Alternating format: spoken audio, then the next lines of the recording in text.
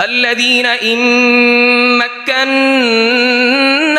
في الأرض أقاموا الصلاة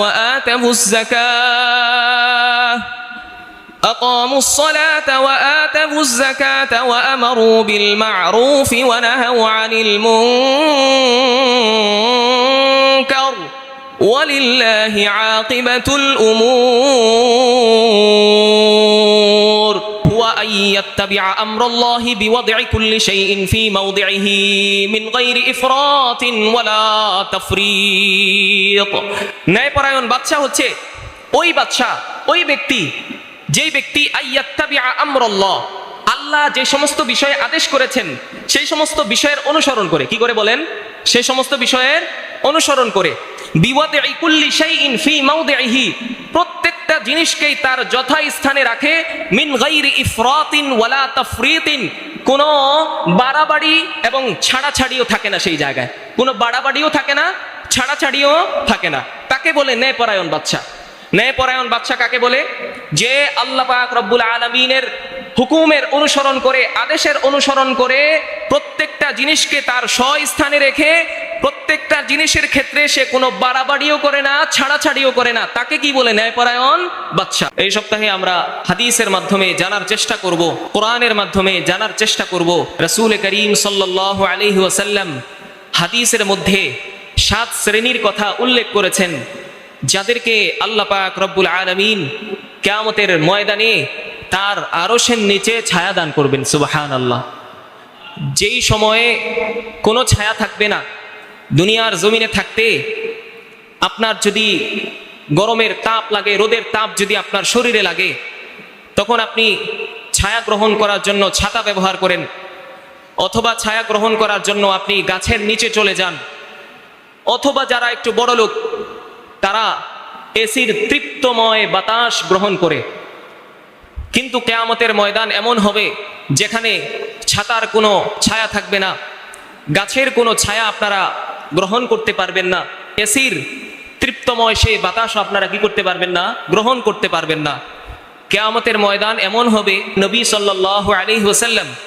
হাদিসের মধ্যে বলেছেন ওয়াতাতিনুশ শামসু মিনহুম কিয়ামতের ময়দানে সূর্য মানুষের মাথার কাছাকাছি চলে আসবে সূর্য মানুষের মাথার কাছাকাছি চলে আসবে আজকে জমিন থেকে সূর্য কত দূরে 15 কোটি কিলোমিটার 15 কোটি কিলোমিটার দূরে এত দূরে তারপরেও যখন সূর্য ওঠে রোদের তাপ আমাদের শরীরে লাগে সহ্য করা যায় না কি করা যায় না সহ্য করা যায় না এত দূরে নবীজি সাল্লাল্লাহু আলাইহি ওয়াসাল্লাম বলেন এই সূর্যকে কামিকদারি মিলিন 1 মাইল দূরত্বে আমাদের মাথার 1 মাইল দূরত্বে নিয়ে আসবেন কিভাবে সহ্য করবেন ওই সময় কিয়ামতের বিভীষিকাময় অবস্থা এবং কিয়ামতের সেই বিভীষিকাময় অবস্থায় সূর্যের তাপের কারণে মানুষের ঘাম ঝরবে শরীর দিয়ে হাদিসের মাধ্যমে নবী করিম সাল্লাল্লাহু আলাইহি ওয়াসাল্লাম বলেছেন কারো এই ঘাম ঝরতে ঝরতে ইলা কাবাতাইহি তাদের পায়ের টাকনু পর্যন্ত চলে আসবে পায়ের টাকনু পর্যন্ত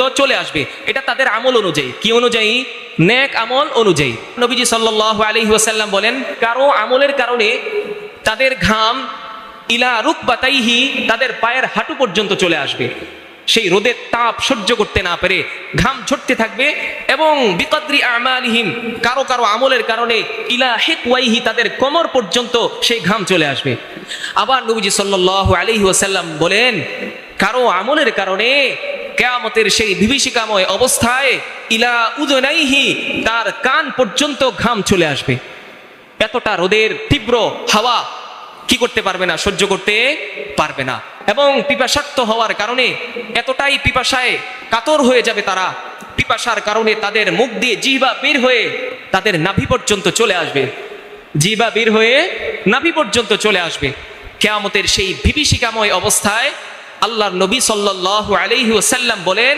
আল্লাহ তাআলা সেই কিয়ামতের বিভীষিকাময় অবস্থায় 7 শ্রেণীর মানুষকে আরশের নিচে সুপার ডিলাক্স গ্যালারির ভিতরে আল্লাহ তাআলা জায়গা দিবেন সুবহানাল্লাহ কি করবেন আরশের নিচে আল্লাহ কি করবেন ছায়া দান করবেন তাদের কোনো কষ্ট হবে না তাদের কি হবে না কোনো কষ্ট হবে না তার মধ্যে 1 নাম্বার যাদের কথা নবীজি সাল্লাল্লাহু আলাইহি ওয়াসাল্লাম হাদিসের মধ্যে বলেছেন প্রথম শ্রেণীর মানুষ হচ্ছে ইমামুন আদিলুন ন্যায় পরায়ণ বাদশা।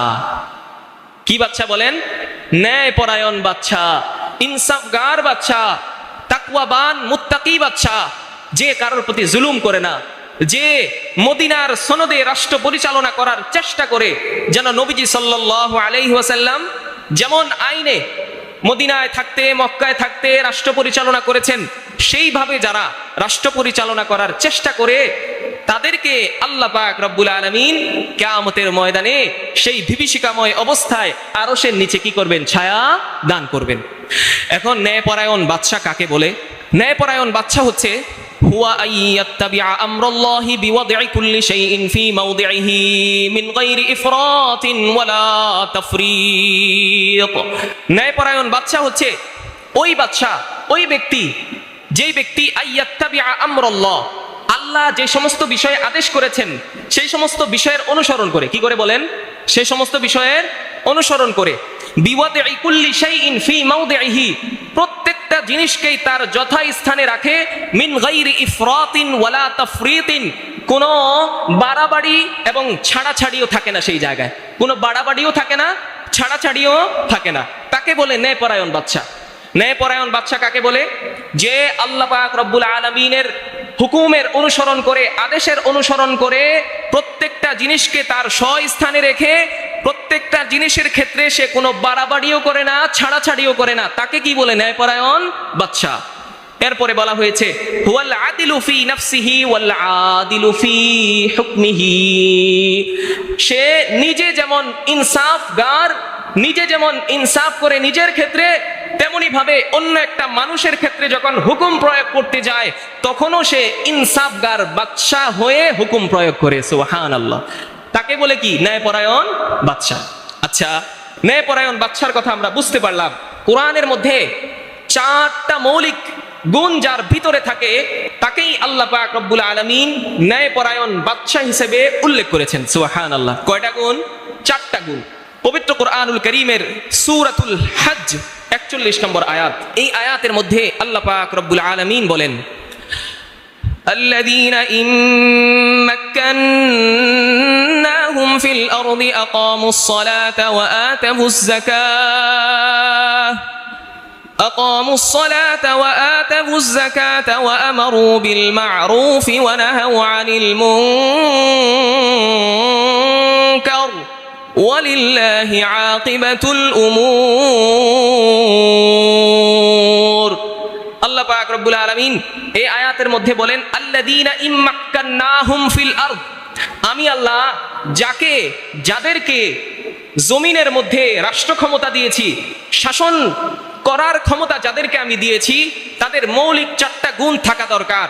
1 নাম্বার আকামুস সালাহ, সে নামাজ তো নিজে আদায় করবে, এমনই ভাবে পুরো রাষ্ট্রে নামাজ প্রতিষ্ঠা করবে। নামাজ কি করবে? প্রতিষ্ঠা করবে। মানে কি?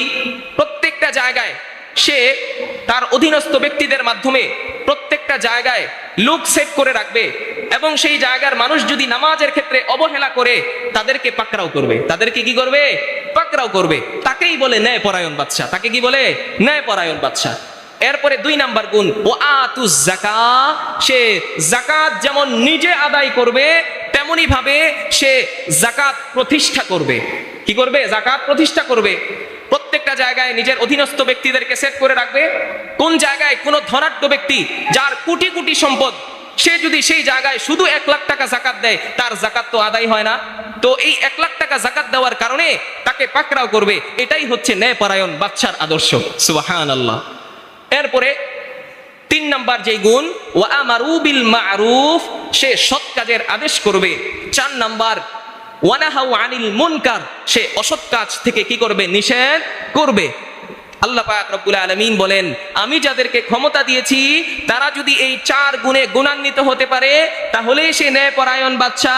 আর এই ন্যায়পরায়ণ বাদশাকেই আমি আল্লাহ কিয়ামতের ময়দানে সেই সুপার ডিলাক্স গ্যালারি যেটা আরশের নিচে আল্লাহ তৈরি করে রাখছেন সেই ভিআইপি জায়গায় আমি তাকে আশ্রয় দিব। সুবহানাল্লাহ। ভিআইপি জায়গায় আল্লাহ কি করবেন? আশ্রয় দিবেন। আচ্ছা, হযরতে ওমর রাদিয়াল্লাহু তাআলা আনহু, হযরতে ওমর রাদিয়াল্লাহু তাআলা আনহু এবং একজন মহিলার ঘটনা আপনারা প্রত্যেকেই জানেন। ন্যায়পরায়ণ বাদশা কেমন ছিল আরেকটা ঘটনার মাধ্যমে আমরা স্পষ্ট করি। ওমর রাদিয়াল্লাহু তাআলা আনহু অর্ধ দুনিয়ার বাদশা ছিলেন। উনি রাতে পুরো শহরে ঘুরে বেড়াইতেন। শাসক রাতে কি করতেছে? সুবহানাল্লাহ বলবেন না? শাসক কি করে? রাতে ঘুরে বেড়ায় তার প্রজাদের খোঁজ খবর নেওয়ার জন্য। সুবহানাল্লাহ। হযরত ওমর রাদিয়াল্লাহু তাআলা আনহু এমনই ভাবে তিনি একদিন যাতা লাইলাতিন ফিল মদিনা কে প্রজাদের খোঁজ খবর নেওয়ার জন্য ফাসামিআ বুকা আসবিয়াতি সিগারিন, ওমর রাদিয়াল্লাহু তাআলা আনহু ঘুরে বেড়াইতেছেন, হঠাৎ শুনতে পাইলেন দূর থেকে একটা আওয়াজ আসতেছে, ছোট ছোট বাচ্চাদের কান্নার আওয়াজ তার কানে ভেসে আসতেছে। ওমর রাদিয়াল্লাহু তাআলা আনহু কাল বিলম্ব না করে ফাত্তাহাজা ইলা নাহবিহিম, ওইদিকে ছুটে গেলেন। ওইদিকে কি করলেন? ছুটে গেলেন। ছুটে যাওয়ার পরে ওমর রাদিয়াল্লাহু তাআলা আনহু দেখতে পাইলেন ফাইদা বিমরাআতিন তুকিদু নারান তাহতা কিদরিন, একজন মহিলা সে তার পাতিলের উপরে পানি দিয়ে পাতিলের নিচে আগুন জ্বালায় রাখছে। তখন হযরতে ওমর রাদিয়াল্লাহু তাআলা আনহু দেখতে পাইলেন ওয়াসবিয়ানুহা ইয়াতাদাগাউনা মিনাল জু', আর তার ওই ছোট ছোট বাচ্চারা ক্ষুধার যন্ত্রণায় কান্না করতেছে।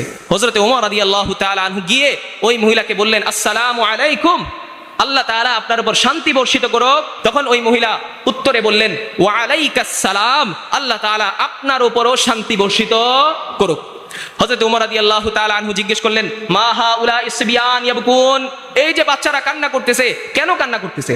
তখন ওই মহিলা বলল, মিনাল জু', ক্ষুধার কারণে তারা আজকে এই জায়গায় কান্না করতেছে। ক্ষুধার কারণে কি করতেছে? কান্না করতেছে। হযরতে ওমর রাদিয়াল্লাহু তাআলা আনহু তারপর জিজ্ঞেস করলেন, মা ফি হাদাল কিদরি, এই যে চুলার মধ্যে তুমি পাতিল রাখছো, নিচে আগুন জ্বলতেছে, এই পাতিলের মধ্যে কি রাখছো? তখন ওই মা বলছেন, মা উন উআল্লিলহু, আমি এই পাতিলের মধ্যে পানি রাখছি, পানি দিয়ে আমি ভান করতেছি তাদের সাথে, যেন তারা বুঝে তাদের জন্য খাবার আমি রান্না করতেছি, এটা বুঝে তারা ঘুমিয়ে যায় এবং ক্ষুধার যন্ত্রণা যেন তাদের না হয়, ঘুমিয়ে যায়, এই ব্যবস্থা আমি ভান করে করতেছি। কি করতেছে? চুলার উপর পানি দিয়েছে, সেই পানি কি করতেছে? গরম করতেছে, অথচ ভিতরে কোনো খাবারের ব্যবস্থা নাই। তখন সাথে সাথে ওমর রাদিয়াল্লাহু তাআলা আনহু কেঁদে দিয়েছেন। আল্লাহু আকবার। কি করেছেন? কেঁদে দিয়েছেন। কেঁদে দেওয়ার পরে ওমর রাদিয়াল্লাহু তাআলা আনহু আর সহ্য করতে পারেন নাই, সাথে সাথে ফাযাহাবা ইলা বাইতিল মাল, ওনার রাষ্ট্রীয় যে কোষাগার ছিল সেই জায়গায় চলে গিয়েছেন। চলে যাওয়ার পরে ফাহামালা কিসান মিন দাকিকিন ওয়া সামনিন, তিনি চাল এবং গম নিয়ে ওই মহিলার দিকে আবার ছুটে গিয়েছেন। সুবহানাল্লাহ। এই জায়গায় একটা কথা শুনেন, ওমর রাদিয়াল্লাহু তাআলা আনহু ওই চাল এবং গম নিয়ে তার বাসায় যাবেন। ওই সময় ওমর রাদিয়াল্লাহু তাআলা আনহুর একজন দাস কে ওমর রাদিয়াল্লাহু তাআলা আনহু বলছেন, ইহমাল হাদা, এই যে বোঝা আমার কাঁধে তুমি উঠিয়ে দাও, আমি যেন ওই বাড়ি পর্যন্ত গিয়ে তাদেরকে এগুলো পৌঁছে দিতে পারি। ওমর রাদিয়াল্লাহু তাআলা আনহু উত্তর দিয়েছেন, তুমি কি কিয়ামতের ময়দানে বিজরি ইয়াউমাল কিয়ামা, আমার গুনাহের ভার তুমি কিয়ামতের ময়দানে বহন করবা? তাহলে তোমার কাঁধে দিব কেন? আমি আজকে যেহেতু তাদেরকে দেখেছি এই অবস্থা, আমি ওমর আজকে আমার কাঁধের উপর ভর করে এই সমস্ত খাবার, গম এবং চাল তাদেরকে নিয়ে দিয়ে আসবো। সুবহানাল্লাহ। ওমর রাদিয়াল্লাহু তাআলা আনহু নিজেই রওনা হয়ে গেছেন। ওমর রাদিয়াল্লাহু তাআলা আনহু সেই জায়গায় এগুলো দিয়ে খাবার পাক করেছেন, তাদেরকে তৃপ্ত করেছেন। হাদিসের বর্ণনা আসছে যে ওমর রাদিয়াল্লাহু তাআলা আনহু রান্নাঘর আছে না, চুলা আছে না, চুলা তো ওই সময় ধরেন কাঠ দিয়ে এগুলো দিয়ে আগুন জ্বালাইতো। ওমর রাদিয়াল্লাহু তাআলা আনহু ফানাফাখা, ফু দিতেছেন, আগুন জ্বলে না। অনেকবার ফু দেওয়ার পরে আগুন জ্বলছে। হাত্তা ইসওয়াদ্দা ওয়াজহু উমর রাদিয়াল্লাহু তাআলা আন, এমন ফু দিতে দিতে ওমর রাদিয়াল্লাহু তাআলা আনহুর সেই চেহারা কালো হয়ে গেছে। সুবহানাল্লাহ। কি হয়ে গেছে? কালো হয়ে গেছে। এই ছিল ন্যায়পরায়ণ বাদশা। এমন ন্যায়পরায়ণ বাদশা আজকের এই দুনিয়ায় পাওয়া কি মুশকিল, পাওয়া কি অসম্ভব। এই জন্য আমরা চেষ্টা করব, যথাসাধ্য চেষ্টা করব, আল্লাহ তাআলা যেন আমাদেরকে একজন ন্যায়পরায়ণ বাদশার অধীনে থাকার তৌফিক দান করেন। সকলে বলেন আমিন। ওমর রাদিয়াল্লাহু তাআলা আনহু সর্বশেষ বলেছিলেন, ওয়াইলুন লিউমর কাম মিনাল মুসলিমিনা ক্বাদ দাইয়াতু, ওমর তুমি ধ্বংস হও, ধ্বংস হও, ধ্বংস হও। এমন কত মুসলমানের পরিবার, কত তোমার প্রজারা এইভাবে দিন কাটাইতেছে, তাদেরকে অবহেলা করতেছো। ওমর তুমি ধ্বংস হও। একজন ন্যায়পরায়ণ বাদশা নিজেকেই বলতেছে, ওমর তুমি ধ্বংস হও, তুমি ধ্বংস হও, তুমি ধ্বংস হও। এই অবস্থা হচ্ছে একজন ন্যায়পরায়ণ বাদশা। ওমর রাদিয়াল্লাহু তাআলা আনহুর জামানার ক্ষেত্রে বর্ণিত আছে, ওমর রাদিয়াল্লাহু তাআলা আনহুর জামানা এমন ছিল যে একটা বাঘ এবং একটা ছাগল একই ঘাটে পানি পান করত, বাঘ ছাগলের উপর আক্রমণ করত না। সুবহানাল্লাহ। ওমর রাদিয়াল্লাহু তাআলা আনহু তার যুগে এমন ইনসাফ কায়েম করেছিলেন, ফাআদালাতিল ওয়াহশাতু, তেমনি ভাবে বন্য জন্তুরাও তাদের নিজেদের মধ্যে ইনসাফ করা শুরু করে দিয়েছে। সুবহানাল্লাহ। ওই বাঘ ছাগলের সাথে একসাথে চড়ে বেড়াইতো, লা ইয়াফতারিসুহা, তাকে শিকারও করতে চাইতো না, তাকে কি করতো না, শিকার করতে চাইতো না। এই ছিল ন্যায়পরায়ণ বাদশা।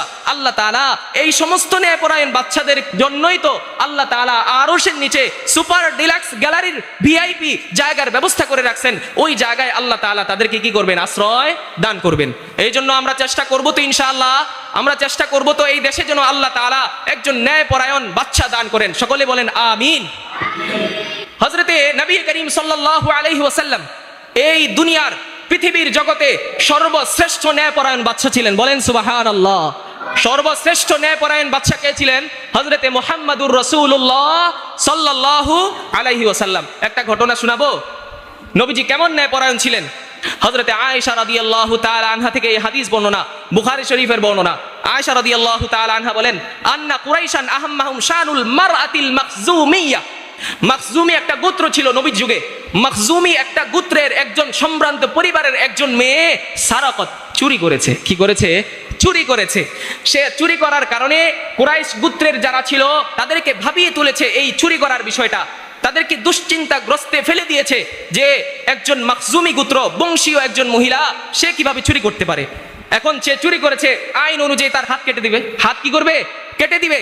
তখন তারা চিন্তা করলো, ওমাই ইউকাল্লিমু ফিহা রাসূলুল্লাহি সাল্লাল্লাহু আলাইহি ওয়াসাল্লাম, এই যে ব্যাপারটাকে নিয়ে নবীজির সাথে কে কথা বলতে পারবে। তখন তাদের মধ্যেই আবার বলাবলি হতে লাগলো, ওয়ামাই ইয়াজতারিউ আলাইহি ইল্লা উসামা ইবনু যায়দিন হিব্বু রাসূলিল্লাহি সাল্লাল্লাহু আলাইহি ওয়াসাল্লাম। তাদের মধ্যেই বলাবলি হইতে লাগলো যে নবীজির একজন আস্থাভাজন মুহাব্বতের একজন মানুষ আছে, হযরতে উসামা বিন যায়েদ। নাম কি বলেন? উসামা বিন যায়েদ। নবীজি যেহেতু তাকে অনেক মহব্বত করেন, এই জন্য তারা পরস্পর বলাবলি করতে লাগলো, উসামা বিন যায়েদই পারবে এই বংশীয় মহিলার ক্ষেত্রে নবীজির কাছে গিয়ে সুপারিশ করতে, যেন নবীজি তার শাস্তি একটু লাঘব করে দেয়। নবীজি কি করে? একটু শাস্তি লাঘব করে দেয়। অনেক পীড়াপিড়ির পরে হযরতে উসামা বিন যায়েদ রাদিয়াল্লাহু তাআলা আনহু নবীজির কাছে গিয়েছেন। নবীজির কাছে গিয়ে বলতেছেন, ইয়া রাসূলুল্লাহ, বংশীয় একজন মাখজুমি গোত্রের একজন মহিলা চুরি করে ফেলেছে, এখন তো তার হাত কেটে দেয়া হবে, এই বিষয়টাকে একটু লাঘব করা যায় কিনা। দেখেন নবীজি কি উত্তর দিয়েছেন। নবীজি সাল্লাল্লাহু আলাইহি ওয়াসাল্লাম বলেন, আতাশফাউ হাদ্দাম মিন হুদুদিল্লাহ, তোমরা কি আল্লাহর শাস্তির বিধানের ব্যাপারে আমার কাছে সুপারিশ করছো? আল্লাহর শাস্তি যেটা নির্ধারিত, সেই নির্ধারিত শাস্তির ব্যাপারে আমার কাছে সুপারিশ করছো? তখন নবীজি সাল্লাল্লাহু আলাইহি ওয়াসাল্লাম সাথে সাথে দাঁড়িয়ে গেছেন। দাঁড়িয়ে যাওয়ার পরে নবীজি বলেন, ইয়া আইয়ুহান নাস, মানুষ সকল, আমার কথা তোমরা ভালো করে মনোযোগ দিয়ে শোনো। আল্লাহ পাক রব্বুল আলামিন পূর্ববর্তী অনেক জাতিকে আল্লাহ তাআলা ধ্বংস করে দিয়েছেন। কি করে দিয়েছেন? ধ্বংস করে দিয়েছেন। কেন?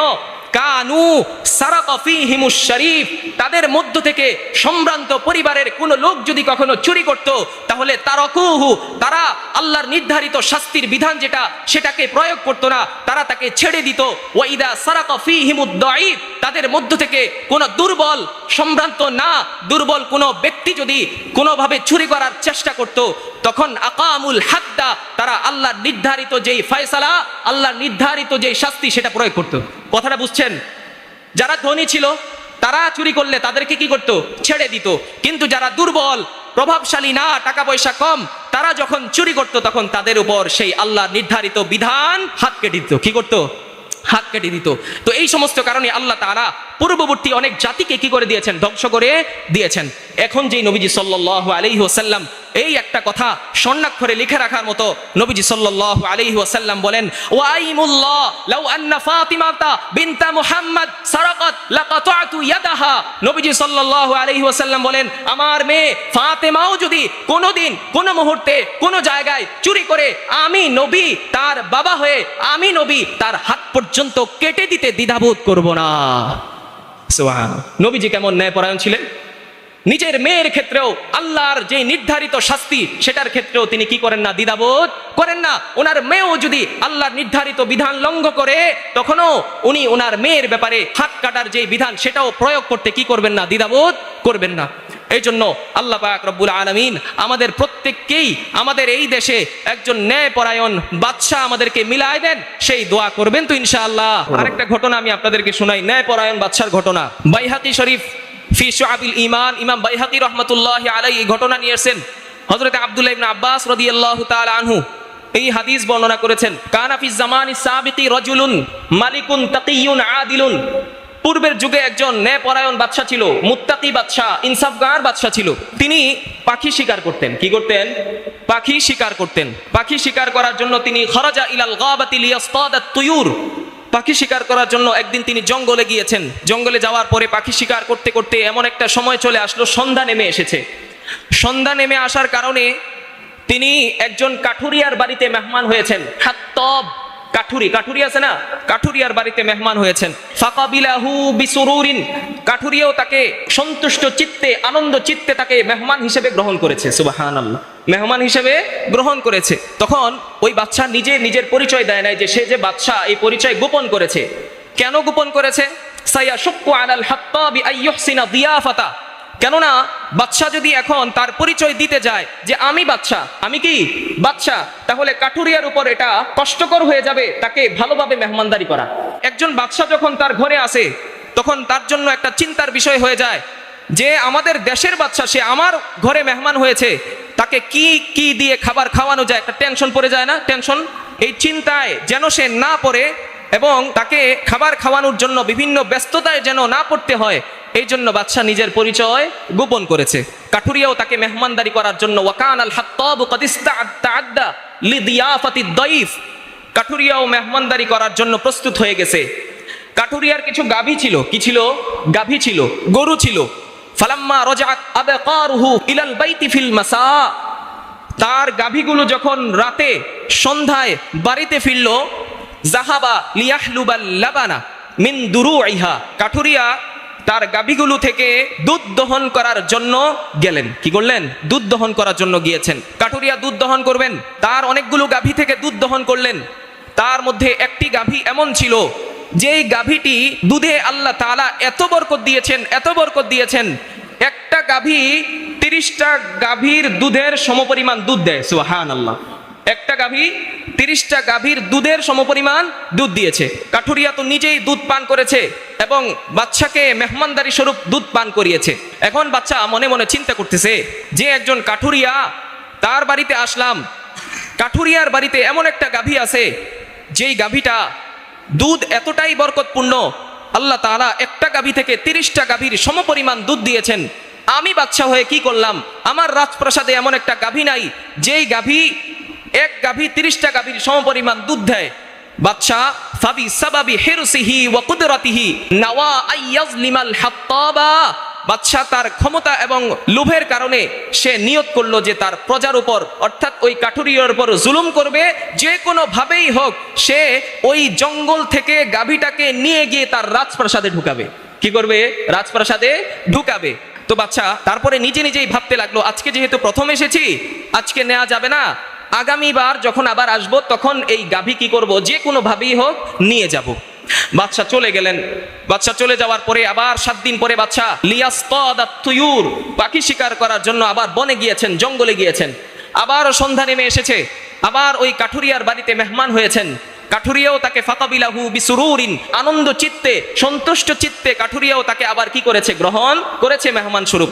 আবার যখন সন্ধ্যা নেমে এসেছে, ফালাম্মা রাজাআত আবকারুহু ইলাল বাইতি ফিল মাসা, সন্ধ্যায় যখন আবার তার গাভীগুলো, গরুগুলো বাড়িতে এসেছে, বাড়িতে আসার পরে আবার ফাজাহাবা লিয়াহলুবাল লাবানা মিন দুরুইহা, কাঠুরিয়া তার গাভীগুলো থেকে দুধ দহন করার জন্য আবারও গিয়েছে। যাওয়ার পরে কাঠুরিয়া নিজেই দুধ দহন করতেছে। তার যতগুলো গাভী ছিল সবগুলো গাভী থেকেই দুধ দহন করেছে। ওই যে 1 সপ্তাহ আগে একটা গাভী ছিল, যে গাভী, একটা গাভী 30টা গাভীর সমপরিমাণ দুধ দিয়েছে, বাদশা দেখতে পাইলো যে এই গাভী আজকে আর 30টা গাভীর সমপরিমাণ দুধ দিচ্ছে না, 1 কেজির মতো দুধ হচ্ছে না, তার চেয়েও কম দুধ দিচ্ছে, তার চেয়েও কম দুধ দিচ্ছে। বাদশা চিন্তিত হয়ে গেল। বাদশা জিজ্ঞেস করলো, ফামাস সাবাবু ফি হাদান নুকসান, এই যে আজকের এই কমতি, গাভীর দুধ কমে গিয়েছে, বরকত কমে গিয়েছে, এটার কারণ কি বলতো? দেখেন কাঠুরিয়া কি জবাব দেয়। কাঠুরিয়া তখন জবাব দিয়েছে, আযুন্নু আন্না মালিকানা কদ বাদাআ যুলমা, আমার তো মনে হচ্ছে আমার দেশের যেই রাজা সে জুলুম করা শুরু করে দিয়েছে। কথা বুঝছেন? আমার দেশের যেই রাজা সে কি করেছে? জুলুম করা শুরু করে দিয়েছে। বাদশা নিজেই লজ্জিত হয়ে গেছে তখন। ফাখাজিলাল মালিক, বাদশা নিজেই কি হয়ে গেছে? লজ্জিত হয়ে গেছে। আরে আমি তো বাদশা, আমি নাকি জুলুম করা শুরু করে দিয়েছি? আমার এই জুলুমের কারণে আল্লাহ তাআলা বরকত উঠিয়ে নিয়েছেন। বাদশা নিজেই লজ্জিত হইলেন। লজ্জিত হওয়ার পরে বাদশা ফাবাকিয়া ফি হাদাল বাইত, ওই কাঠুরিয়ার বাড়িতে রাত্রি অবস্থান করলেন। অবস্থান করার পরে বাদশা ইদা কানা শাতরুল লাইলি আও সুলুসুল লাইল, রাতের 1/3 যখন হলো, কামা ইউসাল্লি সালাতাত তাহাজ্জুদ, বাদশা নিজেই তাহাজ্জুদের নামাজ আদায় করার জন্য দাঁড়ায় গেছে। সুবহানাল্লাহ, তাহাজ্জুদের নামাজ আদায় করার জন্য বাদশা দাঁড়িয়ে গেছে। আল্লাহর কাছে তওবা করতেছে, আল্লাহ তুবতু ইলাইকা তাওবাতান সাদিকাতান, আজকে আমি আপনার কাছে তাহাজ্জুদের নামাজ আদায় করতেছি একমাত্র একটা কারণেই। আল্লাহ আমি আপনার কাছে তওবা করতেছি, সত্যিকারের তওবা করতেছি। আল্লাহ আমি শুধু জুলুমের নিয়ত করেছিলাম, জুলুম এখনো করি নাই। আল্লাহ জুলুমের নিয়ত করার কারণে আপনি মানাআতাল বারাকাতা, আপনি বরকত উঠিয়ে নিয়েছেন। ওয়ান কাস্তাল লাবানা, আপনি দুধ কমিয়ে দিয়েছেন। ওয়াগাদিবতা আনতা, আপনি আমার প্রতি রাগান্বিত হয়েছেন। আল্লাহ তুবতু ইলাইকা তাওবাতান নাসুহা, আপনার কাছে আজকের এই রাতে আপনার কাছে কাকুতি মিনতি করে তওবা চাচ্ছি। আল্লাহ তওবা করতেছি, আল্লাহ আপনি আমার গুনাহ মাফ করে দেন। বাদশা আল্লাহর কাছে ওয়াদা করলো, আল্লাহ ওয়াআহিদুকা, আল্লাহ আপনার কাছে ওয়াদা করতেছি, আল্লাহ আজলিমা আহাদা, আমি তো কখনো কারো প্রতি জুলুম করবই না। ওয়ালা আনবিয়া যুলমা মা দামা ফিল হুকমি, আমি এই রাজ্যে যতদিন আছি বাদশা হিসেবে ততদিন পর্যন্ত কারো প্রতি জুলুমের নিয়ত করব না। কখনো জুলুম তো করবই না, জুলুমের নিয়ত করব না। বাদশা আল্লাহর কাছে তওবা করলেন, রাতে ওই ঘরে থাকলেন, তাহাজ্জুদের নামাজ আদায় করলেন।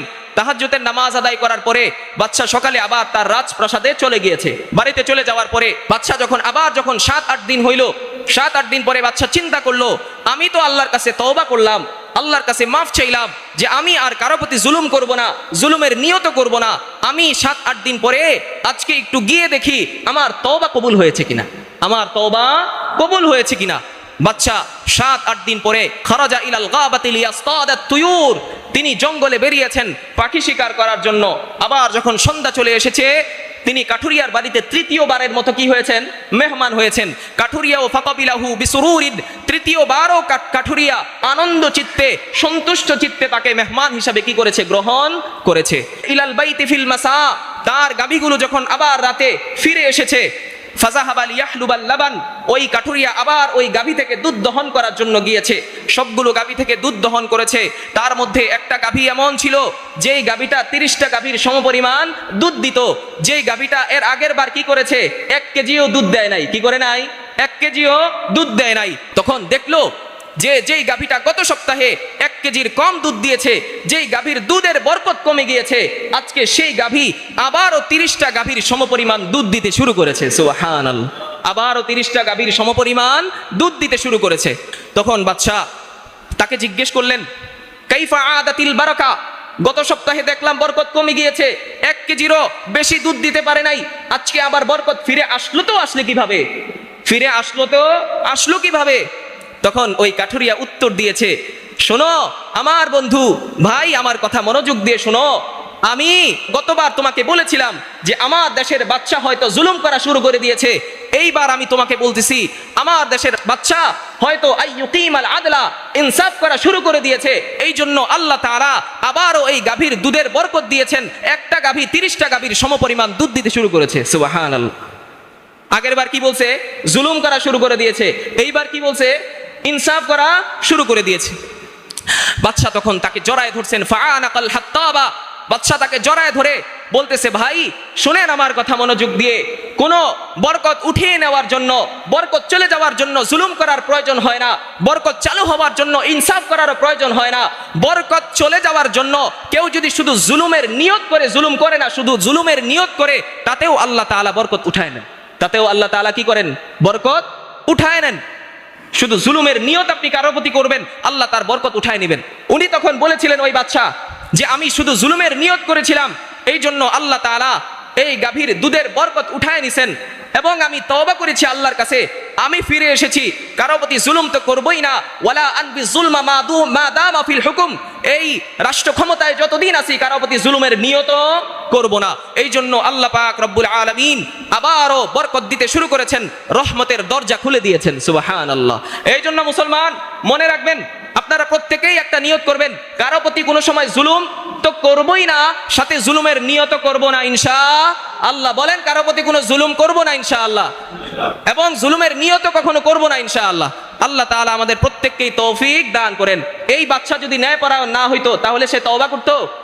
এই বাচ্চা যদি ইনসাফগার না হইতো তাহলে এই বাচ্চা আবারও তৃতীয়বার যাইতো যে আমার তওবা কবুল হয়েছে কিনা একটু দেখে আসি? না, এই বাচ্চা ইনসাফগার। এমন ধরনের বাচ্চাকেই আল্লাহ পাক রব্বুল আলামিন কিয়ামতের ময়দানে 7 শ্রেণীর মানুষদের একজন বানিয়ে তাকে আরশের নিচে কি করবেন? ছায়া দান করবেন। এই জন্য আমরা প্রত্যেকেই চেষ্টা করব ইনশাআল্লাহ যেন জুলুম তো করবই না। ওয়ালা আনবি যুলমা মা দামা ফিল হুকুম, কারো অধীনে যদি আমাকে রাখা হয়, যে তাকে তোমার দায়িত্বে রাখলাম, তার প্রতি জুলুমের নিয়ত কখনো কি করব না, করব না ইনশাআল্লাহ। আল্লাহ তাআলা আমাদেরকে তৌফিক দান করেন। 7 শ্রেণীর মধ্যে প্রথম শ্রেণীর আলোচনা শেষ হলো। দ্বিতীয় শ্রেণীর মানুষের কথা নবী করিম সাল্লাল্লাহু আলাইহি ওয়াসাল্লাম হাদিসের মধ্যে বলেছেন, ওয়াশাবুন নাশাআ ফি ইবাদাতিল্লাহ, ওয়াশাবুন নাশাআ ফি ইবাদাতিল্লাহ। দ্বিতীয় শ্রেণীর মানুষ হচ্ছে ওই যুবক, যেই যুবক তার যৌবনকালে আল্লাহর ইবাদতে তার পুরোটা সময় কাটিয়ে দিয়েছে। সুবহানাল্লাহ। যেই যুবক তার যৌবনকালে আল্লাহর ইবাদতে তার পুরো সময় কাটিয়েছে, আল্লাহ তাআলা আরশের ময়দানে তাকেও সুপার ডিলাক্স সেই ভিআইপি গ্যালারির ভিতরে, ভিআইপি রুমের ভিতরে আল্লাহ তাকে আশ্রয় দিবেন। সুবহানাল্লাহ। আমার যুবক ভাইরা, যৌবনকালে আমার যেই যুবক ভাই এটা বলে নাই যে আমার এখনো দাড়ি রাখার সময় হয় নাই, আমার এখনো দাড়ি রাখার সময় হয় নাই। যৌবনকালে যেই যুবক ভাই এই কথা বলে নাই যে আমার এখনো ভালো হয়ে যাওয়ার সময় হয় নাই।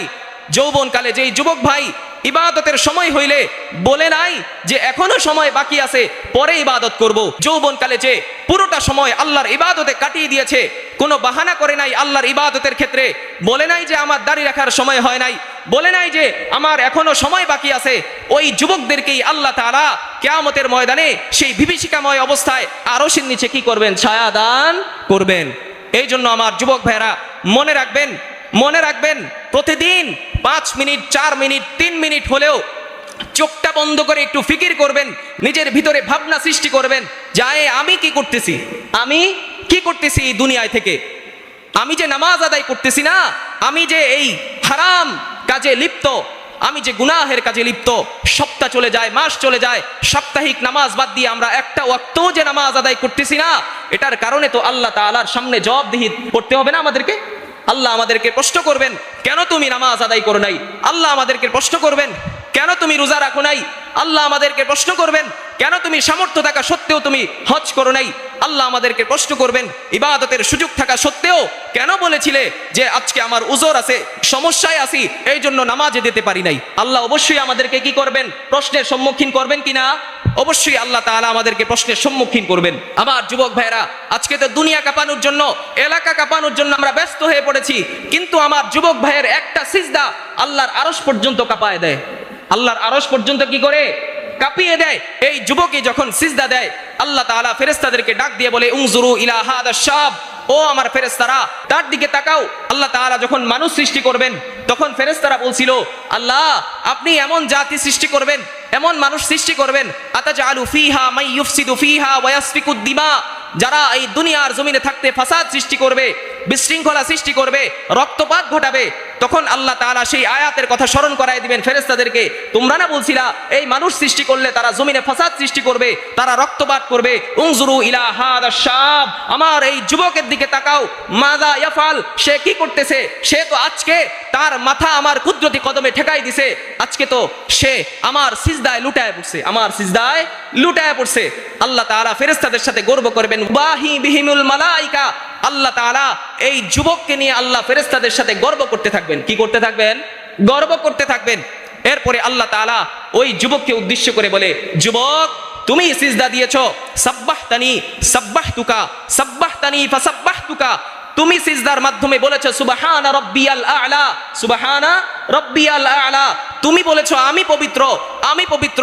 তুমি মনে রাখো সাব্বাহতুকা, যেহেতু আমার পবিত্রতা তুমি বর্ণনা করেছো, আমি আজকে তোমার গুনাহ ধুয়ে মুছে সাফ করে দিয়ে পরিষ্কার করে তোমাকেও পবিত্র বানাই দিলাম। সুবহানাল্লাহ। সিজদা, একটা সিজদা। এরপরে আল্লাহ তাআলা বলেন সুবহানা রাব্বিয়াল আ'লা। আমরা বলি আ'লা অর্থ কি? মহান। আ'লা বলি না? তখন আল্লাহ তাআলা বলেন আ'লাইতানি ফা'আলাইতুকা, তুমি আমাকে মহান বললা, তুমি আমার মর্যাদা বড়ত্ব বর্ণনা করলা, যাও আমিও তোমাকে দুনিয়ার জমিনে তোমার মর্যাদা বাড়াই দিলাম। সুবহানাল্লাহ। তাহলে সিজদা করার দরকার আছে কিনা? অবশ্যই সিজদা করার দরকার আছে। এই জন্য আমার যুবক ভাইরা কথাগুলো কলিজা দিয়ে বুঝার চেষ্টা করবেন, দিলের কান দিয়ে শোনার চেষ্টা করবেন, বুঝার চেষ্টা করবেন। ভাই, আপনি যদি আজকে কবরের সামনে দাঁড়ায় কবরকে জিজ্ঞেস করেন, ও কবর, তুমি কি 2 বছরের শিশুকেও আজকে তুমি গ্রহণ করেছো? কবর বলবে আমি 2 বছরের শিশুকেও আমার এই মাটির নিচে ঢুকায়ে তাকে মিশাই দিছি। কবরকে যদি তুমি জিজ্ঞেস করো, ও কবর, তুমি কি 20 বছর 25 বছরের যুবককেও এই কবরের নিচে ডাবাই দিছো? কবর বলবে আমি 20 বছর 25 বছরের যুবককেও আমি এই কবরের নিচে ডাবাই দিছি। কবরকে যদি তুমি জিজ্ঞেস করো, ও কবর, তুমি কি 60 বছর 90 বছরের বৃদ্ধকেও এই কবরের এই মাটির নিচে ডাবাই দিছো? কবর বলবে আমি 60 বছর 90 বছরের বৃদ্ধকেও এই কবরের নিচে কি করছি? ডাবায়ে দিছি। দুনিয়া নিয়ে এত কেন ব্যস্ততা? এত কেন ব্যস্ততা বলেন? দুনিয়া আমাদের দরকার আছে, অবশ্যই দরকার আছে। আল্লামা রুমি রহমতুল্লাহি আলাইহি মাসনাবি শরীফের মধ্যে তিনি লিখেছেন যে আব আন্দার জের কিস্তি পুশতি আস, আব দার কিস্তি হালাকে কিস্তি আস। তিনি বলেছেন, একটা উদাহরণ দিয়েছেন, পানির উপর দিয়ে নৌকা চলে কিনা? পানির উপর দিয়ে নৌকা চলে।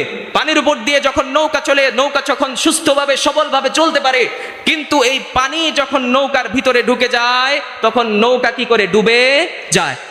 আল্লামা রুমি রহমতুল্লাহি আলাইহি এইটা বলে এটা বোঝানোর চেষ্টা করছেন, ও দুনিয়ার মুসলমান, ভালো করে মনোযোগ দিয়ে শোনো, তোমরা দুনিয়া কামানোর তোমাদের দরকার আছে, অবশ্যই দুনিয়া কামাবা, কিন্তু দুনিয়ার ভিতরে ঢুকে যাওয়া যাবে না।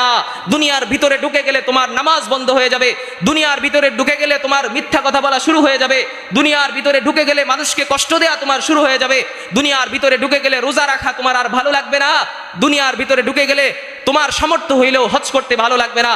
দুনিয়ার ভিতরে ঢুকে যাওয়া যাবে না, অবশ্যই দুনিয়া অর্জন করা দরকার আছে, কিন্তু দুনিয়ার ভিতরে যদি ঢুকে যাও, ওই যে পানি নৌকার ভিতরে ঢুকে যাওয়ার কারণে নৌকা যেমন ডুবে যায়, তেমনি ভাবে তুমি যদি এই দুনিয়ার ভিতরে ঢুকে যাও, তাহলেও তোমার আখিরাতের নৌকা ডুবে যাবে। আখিরাতের নৌকা কি হবে? ডুবে যাবে। এই জন্য দুনিয়ার ভিতরে কি করা যাবে না? ঢোকা যাবে না। দুনিয়া অর্জন করব, অবশ্যই আমার রিক্সা আছে, আমি রিক্সা চালাই, অবশ্যই রিক্সা চালাবো, কিন্তু 5 ওয়াক্ত নামাজের সময় আমি আল্লাহর ঘরে এসে হাজিরা দিতে হবে, না হয় আমার আখিরাত কি হয়ে যাবে? ডুবে যাবে। আমার অফিস আছে, অবশ্যই আমি অফিসে যাব, কিন্তু 5 ওয়াক্ত নামাজের সময় মসজিদ পর্যন্ত না আসতে পারলেও অফিসেও যেন আমার এই মাথাটাকে আল্লাহর সিজদায় ঠেকায় দিতে পারি, তাহলে কি হবে? দুনিয়া অর্জন হবে না, বরং আখিরাতের নাও আমরা কি করতেছি? ভাসাইতেছি। আখিরাতের নাও কি হবে না? ডুবে যাবে না। এই জন্য আমরা চেষ্টা করবো তো ইনশাআল্লাহ, দুনিয়া অর্জন করা দরকার আছে, কিন্তু দুনিয়ার ভিতরে আমরা কি করবো না? ঢুকবো না ইনশাআল্লাহ।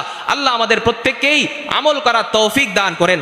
আপনারা এমন সময় ঘুমান, আমার যুবক ভাই যারা আছেন, যারা এই জেনারেশন, এমন সময় আমরা ঘুমাই যেই সময় আল্লাহ তাআলা আমাদেরকে এসে ডাকতে থাকেন, ও আল্লাহর বান্দারা, তোমরা এমন সময় ঘুমাইতেছো যেই সময় আমি আসমানের প্রথম আসমানে চলে আসছি তোমাকে কিছু দেওয়ার জন্য, তোমাকে কিছু দেওয়ার জন্য। তুমি ওই সময় তোমার মোবাইলটাকে তোমার বালিশের নিচে রাইখা ঘুমাই যাইতেছো। যখন ফজরের আজান হইতেছে তখন তুমি তোমার এই মোবাইলটাকে বালিশের নিচে রাইখা তুমি ঘুমাই যাইতেছো, অথচ আল্লাহ পাক রব্বুল আলামিন ইদা কানা শাতরুল লাইলি আও সুলুসুল লাইল, যখন রাতের 1/3 আসে, শেষ রাত যখন হয়, তখন আল্লাহ পাক রব্বুল আলামিন তার বান্দাদেরকে দুনিয়া ফালা মিন সাইলিন ফাউতিহি, ও আল্লাহর বান্দারা, তোমাদের মধ্যে এমন কেউ আছো কিনা আমার কাছে কিছু চাইবা? আমি আল্লাহ তোমাকে দেওয়ার জন্য প্রথম আসমানে চলে এসেছি। আলা মিন মুস্তারজিকিন ফারজুকুলা, তোমাদের মধ্যে এমন কেউ আছো কিনা রিজিকের সংকট, তুমি রিজিক নিয়ে টেনশন করতেছো, দুশ্চিন্তায় ভুগতেছো, আমি আল্লাহ এই সময়ে প্রথম আসমানে চলে এসেছি তোমার রিজিক বাড়িয়ে দিব বলে, তোমার রিজিক বাড়িয়ে দিব বলে। আল্লাহ তাআলা আবার এসে বলতে থাকেন, আলা মিন তাইবিন ফাতুবু আলাই, ও আমার বান্দারা, আমি শেষ রাতে চলে এসেছি, এমন কোন তওবাকারী আছো কিনা তোমার কবিরা গুনাহের জন্য আমার কাছে তওবা করবা, আমি তো এই শেষ রাতে প্রথম আসমানে চলে এসেছি তোমার তওবা কবুল করার জন্য। আলা মিন মুআফিন ফাউআফিহি, আল্লাহ তাআলা বলতে থাকেন, ও আল্লাহর বান্দারা, তোমরা কি এমন কেউ আছো কিনা যে অসুস্থ, তোমার সুস্থতা দরকার আছে, আমি আল্লাহ প্রথম আসমানে চলে এসেছি, তোমাকে সুস্থতার নিয়ামত দিব, তোমার দোয়া কবুল করব বলে। আর ওই সময় আমরা কি করতে থাকি? ঘুমায় থাকি, অথবা ওই একটা মুহূর্তে আমরা আমাদের মোবাইলটাকে বালিশের নিচে রেখে আমরা ঘুমায় যাই। সকাল 11টা 10টা বাজে আমরা ঘুম থেকে উঠি। তাহলে ভাইয়া ফজরের নামাজ কোথায়? ফজরের নামাজ কোথায় বলেন? আজকে ফজরের নামাজের সময় মাত্র কয়েকজন নামাজ পড়ছি, তাবলিগের ভাইরা ছাড়া মাত্র 2-3 জন নামাজ পড়ছি। তো এখানে এত মানুষ কোত্থেকে আসছে এখন বলেন? সাপ্তাহিক নামাজ দিয়ে আপনি জান্নাতে যেতে পারবেন? সাপ্তাহিক নামাজ দিয়ে আপনি জান্নাতে যেতে পারবেন? কখনোই না।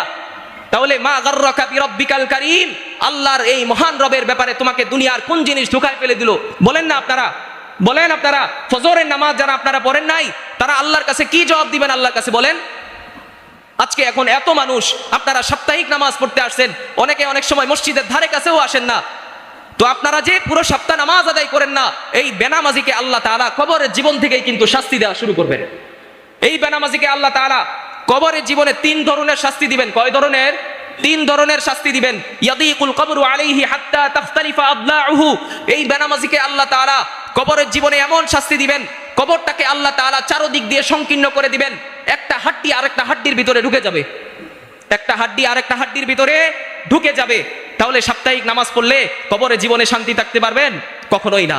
সাপ্তাহিক নামাজ, ভাই আপনারা কি বুঝেন? একটু ভাবিয়ে তোলেন নিজেকে, একটু ভাবনায় ফেলেন নিজেকে যে কি করতেছেন এই দুনিয়া থেকে। দুনিয়ার এই জীবন তো ধোঁকা ভাই, ধোঁকা ছাড়া আর কিছুই না। এই দুনিয়ার জীবন ধোঁকা, আর কিছুই না। এই কবরের জীবন 2 নাম্বার শাস্তি আল্লাহ তাআলা দিবেন। ওয়ায়ুকাদু আলাইহি ফিল কবরি নারুন, আমরা মনে করি জাহান্নামে গেলে হয়তো আগুনের শাস্তি ভোগ করতে হবে, জ্বলন্ত আগুনের শাস্তি ভোগ করতে হবে। আল্লাহ বলে, ও বান্দা, তুমি যদি বেনামাজি অবস্থায় কবরে আসো, আমি আল্লাহ তোমাকে কবরে থাকতেই জাহান্নামের আগুন তোমার কবরে জ্বালায় দিব। 2 নাম্বার শাস্তি। 3 নাম্বার শাস্তি, ওই সাল্লাতু আলাইহি ফিল কবরি সুবানুন, বেনামাজি হয়ে যদি কবরে আসো, তাহলে আমি এই কবরের জীবনেই তোমার জন্য অজগর সাপ আছে না, সেই সাপ আমি কবরে ছেড়ে দিব। এই সাপ তোমাকে দংশন করতে থাকবে এই কবরের জীবন থেকেই। এই সাপ তোমাকে দংশন করবে। আইনাহু মিনান নার, যেই সাপের চোখ হবে আগুনের চোখ। ওয়া আসফারহু মিন হাদিদ, যার নখগুলো হবে লোহার নখ। কিসের নখ? লোহার নখ। এবং যার একটা নখ থেকে মাথা পর্যন্ত যাইতে আপনার 1 দিন সময় লাগবে, এমন অজগর সাপ দিয়ে আল্লাহ তাআলা কবরের জীবনে আপনাকে শাস্তি দিবেন। তাহলে বেনামাজি হচ্ছেন কেন? ফজরের নামাজ নাই। আজকে যারা এই জুমার নামাজ আদায় করতে আসছেন, আপনারা জুমার আগেও 4 রাকাত সুন্নত পড়েন না, জুমার পরেও 4 রাকাত সুন্নত পড়েন না। তাহলে এই 2 রাকাত নামাজ দিয়ে আপনার কি হবে বলেন? এই 2 রাকাত নামাজ দিয়ে কি হবে? এই 2 রাকাত নামাজ কি আপনাকে জান্নাতে নিয়ে যাবে? কখনোই না। এই 2 রাকাত নামাজ আপনাকে কখনো জান্নাতে নিবে না। আবার যদি আপনি স্মরণ করেন, তাহলে এই 2 রাকাত নামাজই যদি আপনার আল্লাহর কাছে কবুল হইতো, তাহলে আসরের নামাজ পড়ার তৌফিক হইতো। এই 2 রাকাত নামাজ যদি আল্লাহর কাছে কবুল হইতো, মাগরিবের নামাজ পড়ার তৌফিক হইতো। এই 2 রাকাত নামাজ যদি আল্লাহর কাছে কবুল হইতো, এশারের নামাজ পড়ার তৌফিক হইতো। আপনারা তো সেটাও করেন না, শুধু এই জুমার 2 রাকাত নামাজ পড়ে চলে যান। তাহলে জান্নাত এত সোজা? এত সহজেই আল্লাহ তাআলা জান্নাত দিয়ে দিবেন? আল্লাহ পাক রব্বুল আলামিন আমাদের সবাইকে বুঝার তৌফিক দান করেন, আমল করার তৌফিক দান করেন।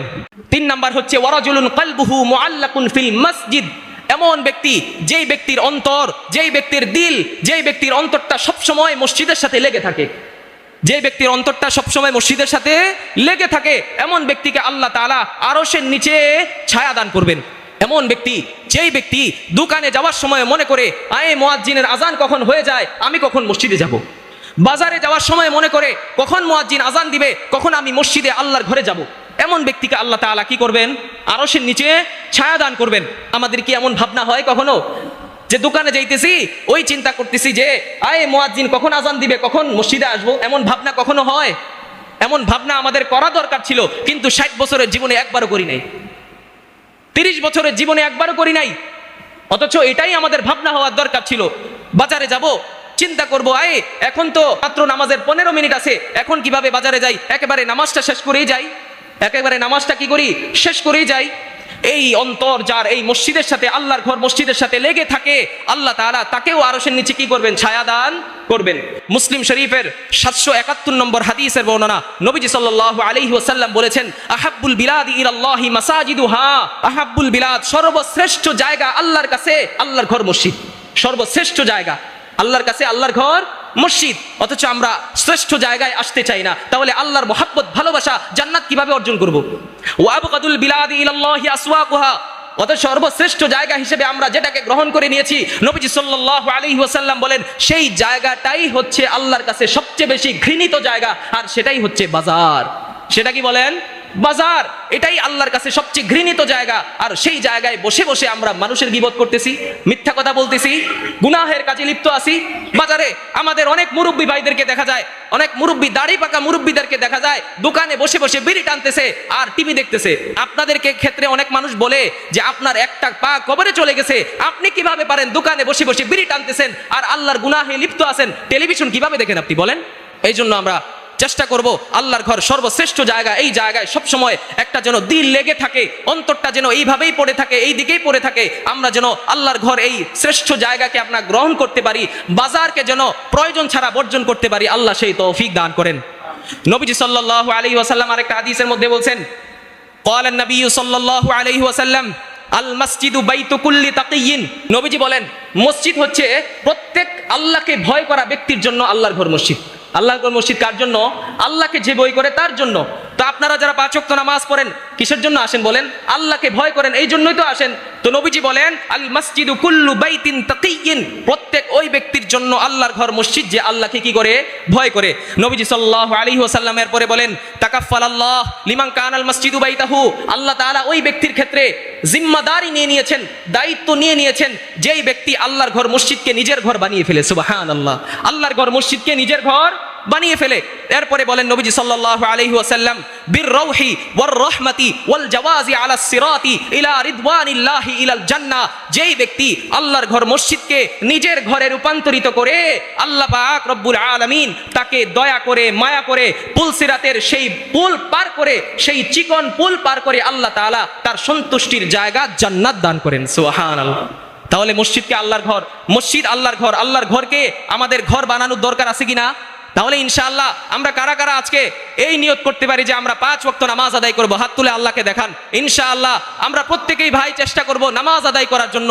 দুনিয়ার যত কিছুই করেন নামাজ মিস দিয়েন না। আমি এতটুকু বলি, আপনারা যারা সাপ্তাহিক নামাজ পড়ার জন্য আসেন, আপনারা মসজিদে আসতে পারেন না, ভাই আপনার যদি অপারগতা থাকে, আপনি ঘর পর্যন্ত আপনি ফরজ নামাজটা আদায় করেন না। ফরজ নামাজটা যখন আপনি 1 মাস, 3 মাস, 5 মাস আপনি যখন ফরজ নামাজটা লাগাতার ঘরে হোক মসজিদে হোক আদায় করতে থাকবেন, তখন দেখবেন নামাজের প্রতি একটা ভালোবাসা, আল্লাহর প্রতি একটা মহাব্বত তৈরি হচ্ছে। এই জন্য আমরা চেষ্টা করবো তো ইনশাআল্লাহ 5 ওয়াক্ত নামাজ আদায় করার জন্য। আল্লাহর এই ঘর মসজিদের সাথেই যেন আমাদের দিলটা লেগে থাকে, তাহলে এই শ্রেণীর মানুষকেই আল্লাহ তাআলা আরশের নিচে কি করবেন? ছায়া দান করবেন।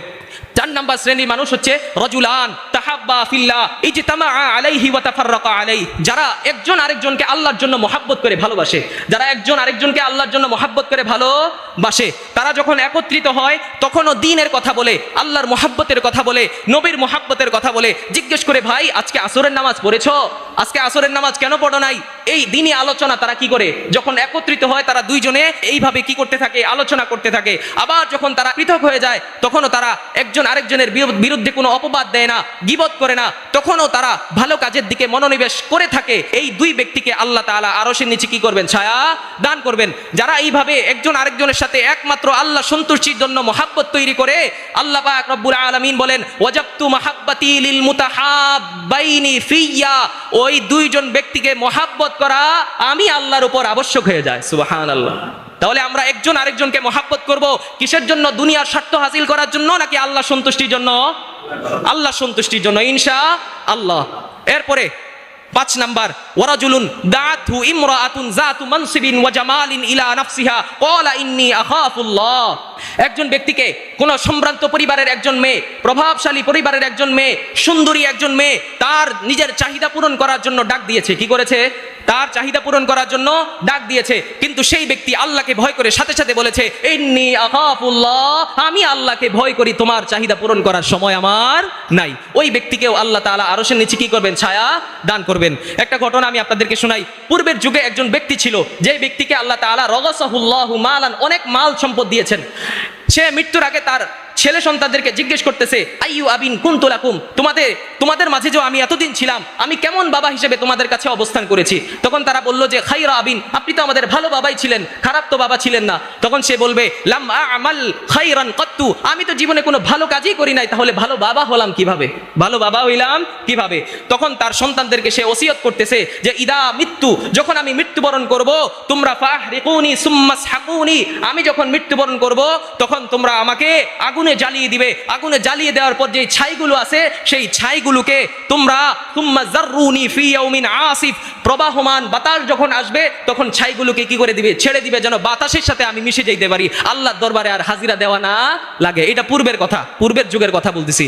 তখন সে মৃত্যুবরণ করেছে। মৃত্যুবরণ করার পরে তারাও এইভাবে বাতাসের সাথে উড়িয়ে দিয়েছে। আল্লাহ তাআলা ফাজামাআহুল্লাহু আযজা ওয়া জাল্লা, আল্লাহ তাকে একত্রিত করছেন, একটা দেহ দিয়েছেন। আবার একত্রিত করার পরে জিজ্ঞেস করতেছে যে মা হামালাকা আলা মা ফাআলতা, তুমি যে এই কাজ করলা, এইভাবে তাদেরকে ওসিয়ত করে আসলা, তোমাকে এইভাবে উড়াই দিতে হবে তোমার ছাইগুলো, এটা কেন করলা, কোন জিনিস তোমাকে এটা করতে উদ্বুদ্ধ করলো? তখন সে একটা উত্তর দিয়েছে, আল্লাহ মাখাফাতাক, আপনাকে ভয় করেছি, এই জন্য আমি তাদেরকে এই ওসিয়ত করে এসেছি। আল্লাহ তাআলা ফাতালাক্কাহু বিরহমাতিহি, আল্লাহ তাআলা তার 100 ভাগ রহমতের 1 ভাগ রহমত দুনিয়াতে দিয়েছে, 99 ভাগ রহমত আল্লাহর কাছে আছে। আল্লাহ তাআলা তার 99 ভাগ রহমত দিয়ে রহমতের চাদরে তাকে আবৃত করে তার জান্নাত দিয়ে দিয়েছে। সুবহানাল্লাহ। তাহলে প্রত্যেকটা ক্ষেত্রে আমাদের আখিরাতের ভয় করা দরকার আছে কিনা? আপনি আল্লাহকে ভয় করবেন, আল্লাহ তাআলা আপনার রিজিক বাড়ায় দিবেন। এটা কোরআনের আয়াত। ওমাই ইয়াত্তাকিল্লাহা ইয়াজআল লাহু মাখরাজা, আপনি রিজিকের চিন্তা করেন, আল্লাহ রিজিক বাড়ায় দিবেন। আপনি দুশ্চিন্তাগ্রস্তে থাকেন, আল্লাহ বলেন ওমাই ইয়াত্তাকিল্লাহা ইয়াজআল লাহু মিন আমরিহি ইউসরা, আল্লাহ আপনার প্রত্যেকটা কাজ আল্লাহ সহজ করে দিবেন। ওয়া ইয়ারযুকুহু মিন হাইসু লা ইয়াহতাসিব, আপনি কল্পনাও করতে পারবেন না আল্লাহ তাআলা আপনাকে কতটা রিজিক দান করেন। তাহলে আল্লাহকে ভয় করা দরকার আছে কিনা? ইনশাআল্লাহ আমরা আল্লাহকে ভয় করব তো ইনশাআল্লাহ। আল্লাহ আমাদেরকে তৌফিক দান করেন। এরপরে হচ্ছে রাজুলুন যাকারাল্লাহ ফাফাদাত আইনা, এমন ব্যক্তি যে সব সময় নীরবে নির্জনে বসে বসে তার চোখের অশ্রু ঝরায়, আল্লাহ তাআলা তাকেও আরশের নিচে কি করবেন, ছায়া দান করবেন। এই জন্য আমার ভাইয়েরা, গুনাহ হয়ে গেছে, টেনশনের কোনো কারণ নাই। আল্লাহ তাআলা বলতেছেন ইয়া বানা আদম লাউ বালাগাত যুনুবুকা আনানাস সামা, ও বনি আদম শুনো আমার কথা, তোমার এই গুনাহ যদি আসমান পর্যন্ত চলে যায়, কি পর্যন্ত? আসমান পর্যন্ত আমাদের গুনাহ করা সম্ভব। তারপরেও আল্লাহ তাআলা তোমাদেরকে উদ্বুদ্ধ করার জন্য বলতেছে তোমার এই গুনাহ যদি আসমান পর্যন্ত চলে যায়, মহাশূন্য ভেদ করে আসমান পর্যন্তও যদি তোমার গুনাহ চলে যায়, ও বনি আদম শুনো, তুম্মাস্তাগফারতানি, তুমি আমার কাছে মাফ চাইছো, আমি আল্লাহ তোমাকে মাফ করতে দেরি করব না। সুবহানাল্লাহ। এরপরে আল্লাহ আরো কত সুন্দর কথা বলেন যে ইন্নাকা লাউ আতাইতানি বিকিরাবিল আরদি খাতায়া, তুমি যদি তোমার গুনাহ জমিন পর্যন্ত, পুরা জমিন বিস্তৃত হয়ে যায় তোমার গুনাহ, এই গুনাহ নিয়ে তুমি আমার কাছে আসো, লা আতাইতুকা বিকিরাবিহা মাগফিরা, আমি আল্লাহ পুরো জমিন জুড়ে ক্ষমা নিয়ে তোমার সামনে হাজির হব। সুবহানাল্লাহ। তাহলে গুনাহ করব কিন্তু আল্লাহর ভয় রাখবো, আল্লাহ আপনি আমাকে মাফ করে দিয়েন। গুনাহের ক্ষেত্রে বেপরোয়া হয়ে যাবে না, এমন না যে গুনাহ করতেছি তো করতেছি না ভাই, মানুষ হিসাবে গুনাহ হইতে পারে, কিন্তু আমাদের অনুশোচনা, লজ্জিত হওয়ার দরকার আছে কিনা? আছে। এই জন্য গুনাহ হয়ে গেলে আল্লাহর কাছে তওবা করব তো ইনশাআল্লাহ। আল্লাহ তাআলা আমাদেরকে তৌফিক দান করেন। 7 নাম্বার ব্যক্তি হচ্ছে রাজুলুন তাসাদ্দাকা, যে ব্যক্তি সদকা করে, কি করে বলেন? সদকা করে, দান করে, আল্লাহ তাআলা তাকেও কি করবেন? আরশের নিচে ছায়া দান করবেন। তাহলে এই 7 শ্রেণীর মানুষের অন্তর্ভুক্ত আমরা হইতে পারবো কিনা ইনশাআল্লাহ? 1 নাম্বার, কারো অধীনে যদি আমরা থাকি তাহলে আমরা তাদের প্রতি কি করব? জুলুম করব না কখনো, ন্যায়পরায়ণ বাদশা হয়ে আমরা কি করব? থাকবো। 2 নাম্বার, আমাদের এই দিলটা যেন, অন্তরটা যেন একেবারে মসজিদের সাথে কি করে লেগে থাকে। 3 নাম্বার, ওয়াশাবুন নাশা ফি ইবাদাতিল্লাহ, যেই যুবকরা নিজের যৌবনকালকে আল্লাহর ইবাদতে কাটিয়েছে তাকেও আল্লাহ তাআলা আরশের নিচে কি করবেন? ছায়া দান করবেন। 4 নাম্বার, আল্লাহ তাআলা এমন 2 ব্যক্তিকে আরশের নিচে ছায়া দান করবেন যারা আল্লাহ সন্তুষ্টির জন্য একত্রিত হয়, অর্থাৎ দুনিয়াবি কোনো কথা না, আল্লাহ সন্তুষ্টির কথা বলে এবং পৃথক হইলেও তারা আল্লাহ সন্তুষ্টি নিয়ে আলোচনা করতে থাকে। 4 নাম্বার। 5 নাম্বার, আল্লাহ তাআলা এমন ব্যক্তিকে আরশের নিচে ছায়া দিবেন, এমন মহিলা, সুন্দরী মহিলা, সম্ভ্রান্ত পরিবারের মহিলা, যাকে ডাক দিয়েছে গুনাহের জন্য, কিন্তু সে বলেছে আমি গুনাহ করতে পারবো না, আমি আল্লাহকে ভয় করি, এমন ব্যক্তি। 6 নাম্বার, রাজুলুন যাকারাল্লাহ ফাফাদাত আইনা, যে আল্লাহর ভয়ে, আল্লাহ স্মরণে সবসময় নিজের চোখ দিয়ে অশ্রু জড়ায়, নিজের চোখ দিয়ে কি করে? অশ্রু জড়ায়, আল্লাহ তাকেও কি করবেন? আরশের নিচে ছায়া দান করবেন। 7 নাম্বার, যে ব্যক্তি আল্লাহ সন্তুষ্টির জন্য কি করে? দান সদকা করে, তাকেও আল্লাহ তাআলা কি করবেন? আরশের নিচে ছায়া দিবেন। আল্লাহ তাআলা আমাদের প্রত্যেককেই এই 7 শ্রেণীর মানুষদের অন্তর্ভুক্ত হওয়ার তৌফিক দান করেন। যেই কথাগুলো বললাম সর্বপ্রথম আমি নিজেই যেন আমল করতে পারি, শুধু আপনাদেরকে বলে লাভ নাই, আমার নিজের আমলের দরকার আছে না, আমি নিজে যেন আমল করতে পারি, তারপর আপনারা প্রত্যেকেই যেন আমল করতে পারেন। আল্লাহ সেই তৌফিক দান করেন।